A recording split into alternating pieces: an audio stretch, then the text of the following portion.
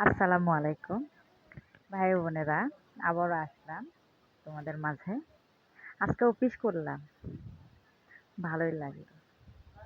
আজকে অফিসে অনেক আজকে অফিসে অনেক ইতিহাস হয়েছে বা হাসি ঠাট্টা হয়েছে। আজকে বেশি কাজ করা লাগছে।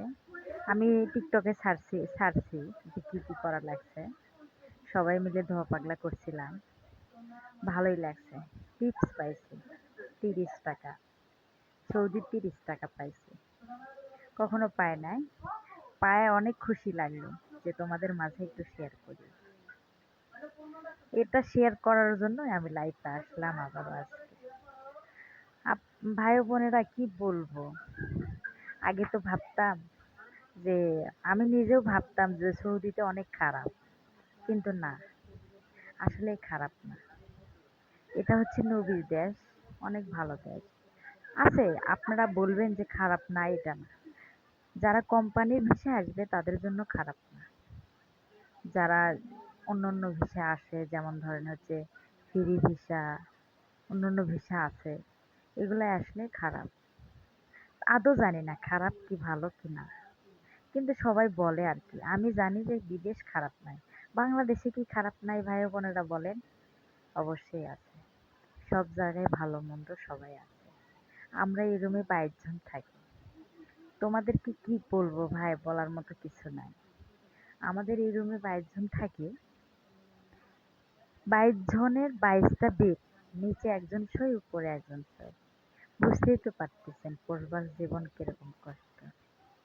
কি করবো, তবুও হাসি মুখে তোমাদের মাঝে আমি সব কথা শেয়ার করি।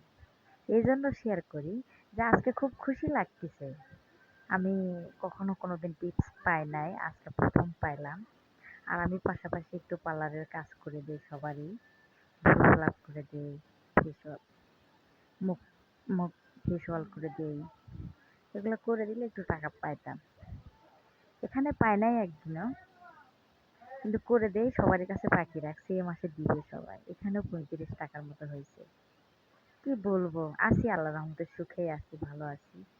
আমি দিনাজপুরের আপা, আমার কথাগুলো যদি ভালো লাগে, আমার লাইফে যদি আপনারা দেখেন, অবশ্যই অবশ্যই লাইক শেয়ার দেবেন।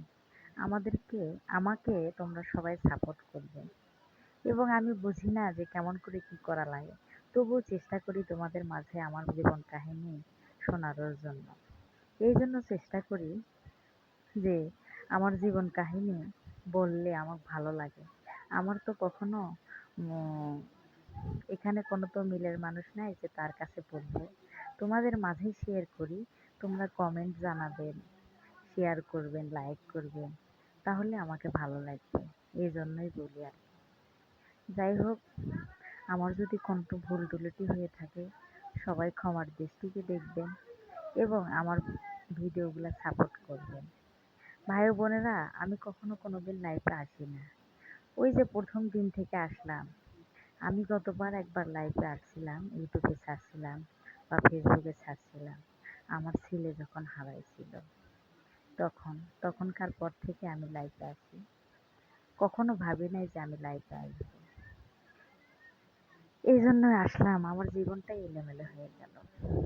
আমি ঢাকা শহরে চাকরি করতাম 16-17 বছর ধরে। আমার হাজবেন্ড, আমি, আমার সন্তান, সবাইকে নিয়ে করতাম।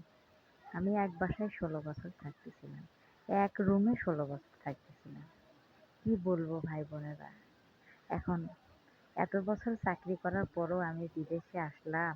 আপনারা ভাববেন যে আপা, আপনি এত বছর চাকরি করার পরও বিদেশে আসলেন। ওই যে বললাম, 2 বছরে আমি নিঃস্ব হয়ে গেলাম, একবারে নিঃস্ব হয়ে গেলাম। 9 থেকে 10 লক্ষ টাকা ঋণ। কিভাবে কি করব, মাথায় কাজ করতেছিল না। হাজবেন্ডকে পাঠানোর জন্য চেষ্টা করলাম, হাজবেন্ডের হইল না। 6,80,000 টাকা ধরা খাইলাম, বাধ্য হয়ে আমাকে আসতে হলো সবারই মুখে হাসি ফোটানোর জন্য। সবার চেয়ে আমার বড় আপার প্রতিদান, আমার ভাগ্নে জামাইয়ের প্রতিদান এবং আমার মার প্রতিদান, সঙ্গে আমার দেবরেরও প্রতিদান ছিল। আমার দেবর যখন টাকা দিছিল তখন হচ্ছে গরু বিক্রি করে দিছিল। নিজের লোক, ছোট দেওর, অনেক কথাই বলে, তবুও মন খারাপ করি না। আমি চাই যেন আমি সবারই টাকা পয়সা ঠিকঠাক মতো দিতে পারি। আমার যেন শরীর স্বাস্থ্য ভালো থাকে, আমি যেন সুস্থ থাকি। নবীর দেশ হজ করবো ইনশাল্লাহ, করতে নিয়ে যাবে কোম্পানি বলছে। যখন যাব তখন তো ভিডিও করে দেখাবোই আপনাদেরকে। এরকমই ভাই, আমি কখনো কোনো দিন বুঝতেই পারিনি যে কখনো কোনোদিন লাইভে আসবো। ঠিক আছে ভাই বোনেরা, পরবর্তীতে আবার বলবো, আবার ভালো লাগবে জীবন কাহিনী। আর যেদিন বন্ধ থাকবে সারাদিন কি কি করবো সব কিছুই দেখাবো।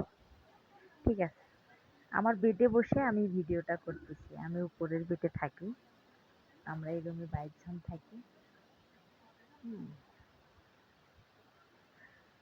কি বলবো, বলার মতো কোনো কিছুই নাই। ঠিক আছে ভাই বোনেরা, আসসালামু আলাইকুম।